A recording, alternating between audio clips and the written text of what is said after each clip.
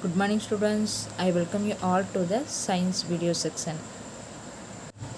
Today now we are going to see about 10th standard science subject unit 8 periodic classification of elements. Last video we saw about extractive metallurgy of aluminium, iron, copper. இதெல்லாம் பார்த்தோம். Today now we are going to see about alloys. Define alloys. An alloy is a homogeneous mixture of two or more metals or of one or more metals with certain non-metallic elements. So alloy என்ன homogeneous mixture. இதில் two or more metals வந்து mix ஆகிருக்கும். அதோட என்ன இருக்கும் நான் metallic எலமெண்ட்ஸும் mix ஆகிருக்கும். ஓகேவா, இதுதான் என்னன்னு சொல்லுவோம் அல்லாய்ஸ்ன்னு சொல்லுவோம். ஸோ ஒரு மெட்டலோட இன்னொரு எலமெண்ட் வந்து மிக்ஸ் ஆகிருக்கிறது தான் alloys. Okay, next the properties of alloys are often different from these of its components. இது components ஆகவும் இருக்கலாம். Okay, for example pure gold is too soft to be used. Okay, the addition of a small percentage of copper enhances its strength and utility. So gold பார்த்திங்கனாவே நார்மலாகவே நம்ம soft அந்த use பண்ணுறோம். In addition of small percentage of என்ன add பண்ணுறாங்க, copper element வந்து அந்த கோல்டோடு add பண்ணுறாங்க. அதுதான் அதுக்கு என்னது ஸ்ட்ரென்த்தாகவும் அந்த யூட்டிலிட்டி யூஸ் பண்ணுறதுக்கும் நமக்கு ஈஸியாக இருக்கும். ஓகேவா, ரொம்ப மைன்யூட்டாக இருந்துச்சுன்னா பிரேக் ஆயிரும். Okay, this is alloys. Next we will see about amalgam. Amalgam means that is ஒரு மெர்க்குரியோட இன்னொரு அதர் மெட்டல் ஆட் ஆச்சுன்னா அது என்னன்னு சொல்லுவோம் அமால்கம்னு சொல்லுவோம். ஓகேவா, and amalgam is an alloy of mercury with another metal. These alloy are formed through metallic bonding with the electrostatic force of attraction between the electrons and the positively charged metal ions. அமால்கம் எப்படி உருவாகுது, one electrostatic force of attraction between the electrons and the positively charge metal ions வந்து present ஆகிருக்கு. ஓகேவா, electrons and positive charge metal ions present ஆகி அங்கே என்ன ஆகுது உண்டாகுது அமால்கம் உண்டாகுது. ஓகேவா, ஸோ இந்த சம் ரியாக்ஷன்ஸ்லாம் அந்த மெட்டாலிக் பாண்டிங்கில் நடக்கும். ஓகே, ஸோ இந்த silver tin amalgam is used for dental filling.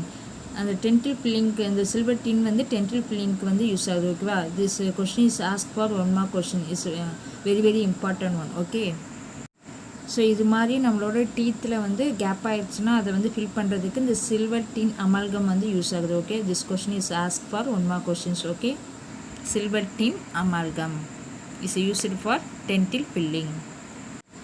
Next one is reasons for alloying. To modify appearance and color. கலரும் அந்த appearance சேஞ்ச் ஆகிறதுக்கும் யூஸ் பண்ணுவாங்க. Next to modify chemical activity, அதோட chemical activities modify ஆகிறதுக்கு use பண்ணுவாங்க. To lower the melting points, ரொம்ப high melting பாயிண்ட்டில் melt ஆகாமல் லோவர் மெல்ட்டிங் பாயிண்ட்லேயே மெல்ட் ஆகிறதுக்கு யூஸ் பண்ணுவாங்க.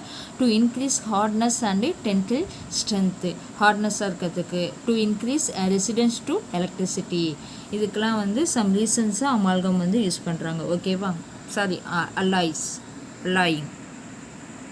So next method of making alloys வந்து என்ன மெத்தடில் மேக் பண்ணுறாங்க, டூ மெத்தட் இருக்குது. By fusion the metals together, ரெண்டு மெட்டல்ஸை வந்து ஜாயின் பண்ணுறது. ஃபார் எக்ஸாம்பிள் இப்போ ப்ராஸ் எப்படி பண்ணுறாங்கன்னா, brass is made by melting zinc and copper. இப்போ காப்பர் வந்து 70% இருந்தால் ஜிங்க் வந்து ஒரு 30% இருக்கும். ஸோ ரெண்டையும் மிக்ஸ் பண்ணி ப்ராஸ் வந்து என்ன பண்ணுறாங்க, மேக் பண்ணுறாங்க. ஓகேவா, அல்லாய்ஸாக. ஓகே, ஸோ டூ மெட்டல்ஸை வந்து ஜாயின் பண்ணி அல்லாய்ஸ் வந்து மேக் பண்ணுறாங்க. ஃபார் எக்ஸாம்பிள் இங்கே வந்து ப்ராஸ் கொடுத்துருக்கோம். ஓகேவா, and second one by compressing finally dividing metals. Example wood மெட்டல்னு சொல்கிறாங்க. And alloy of lead, tin, bismuth and cadmium powder is a fusible alloy. இந்த இதெல்லாம் யூஸ் பண்ணி வுட் மெட்டல் வந்து மேக் பண்ணுறாங்க. Okay, next one is alloy as solid solutions. Okay, solid சொல்யூஷன்ஸில் எப்படி பண்ணுறாங்கன்னா, alloy can be considered solid solution in which the metal with high concentrations is solvent and other metals are solute.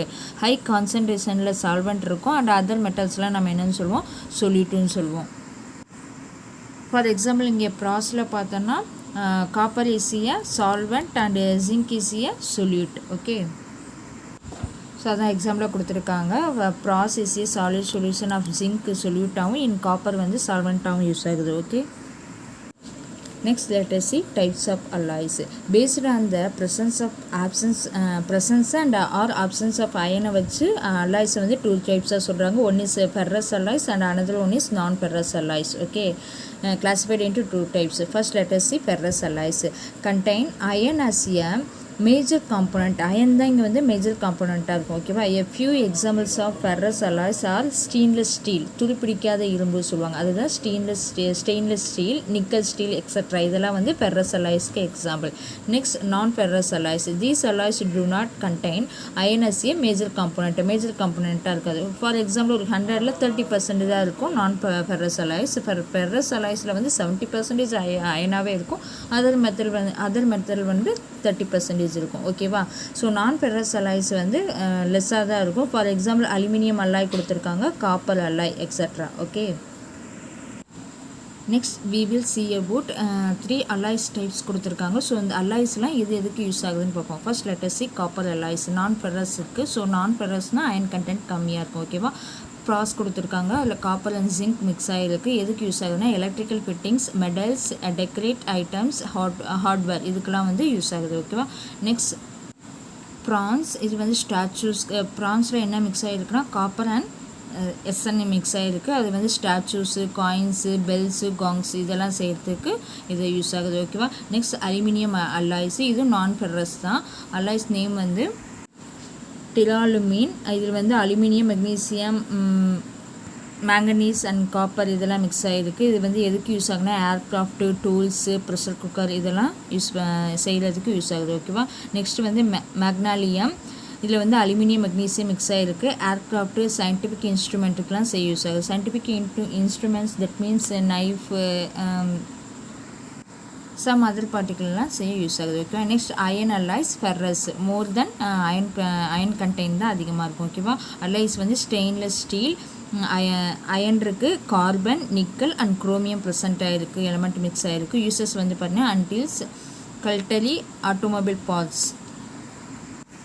Next one is nickel steel. இதில் வந்து iron, carbon, nickel present ஆகிருக்கு. Cables, aircraft parts செய்ய, ப்ராப்பர்லாம் செய்கிறதுக்கெலாம் use ஆகுது. ஓகேவா, இதுவும் தெரிஞ்சு வச்சுக்கோங்க, இதெல்லாம் 1 மார்க் கொஸ்டின்ஸில் கேட்பாங்க. Okay, next we will see about corrosion.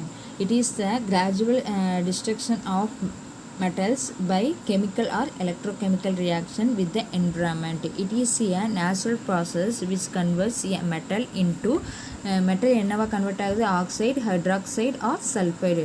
So that is losses it metallic characteristics. So மெட்டலுக்குரிய கேரக்டர்லாம் லாஸ் ஆகிடும். ஓகேவா, அது என்னவா கன்வெர்ட் ஆகுது, ஆக்சைடு, ஹைட்ராக்சைடு ஆர் சல்ஃபைடாக கன்வெர்ட் ஆகுது. ஓகேவா, இது என்னவா நடக்கும், நேச்சுரல் ப்ராசஸ். இப்போ இதுதான் நம்ம என்னன்னு சொல்லுவோம், ரஸ்டிங்னு சொல்லுவோம். ஓகே,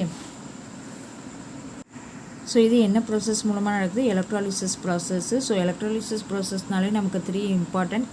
அதில் என்ன இருக்கும், கேத்தோட் இருக்கும், ஆனோட் இருக்கும் அண்ட்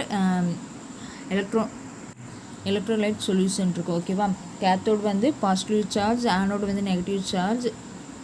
கேத்தோடு தான் என்ன எலக்ட்ரானை வந்து டொனேட் பண்ணும். ஓகேவா, ஸோ ஏரில் உள்ள ஏர் தான் இங்கே வந்து சொல்யூஷன்ஸ். ஓகேவா, அந்த ஏரில் உள்ள ஆக்சிஜனோட மிக்ஸ் ஆகி என்ன ஆகுதுன்னா அயன் வந்து ஹைட்ரேட்டட் ஃபெர்ரிக் ஆக்சைடாக கலக்குது. ஓகேவா, சம் கெமிக்கல் ரியாக்ஷன் இருந்து அது மாதிரி மாறுது. ஸோ ரஸ்ட் ஆகுது, ரஸ்ட் டெபாசிட்டட், அதுதான் Fe2O3X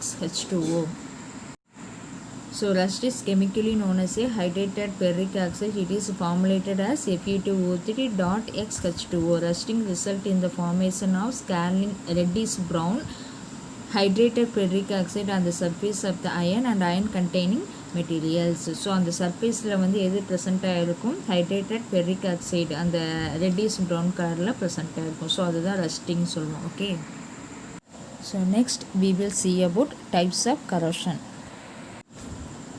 dry corrosion or chemical corrosion. The corrosion action in the absence of moisture is called dry corrosion. Absence of moisture na water content இல்லாம இருந்துச்சுன்னா அது என்னன்னு சொல்லுவோம், dry corrosion சொல்லுவோம். It is the presence of a chemical attract a metal by corrosive liquid or gases such as liquid-ஆவும் இருக்கலாம் or gases such as இருக்கலாம், oxygen, nitrogen, sulfur dioxide, hydrogen sulfate, etc.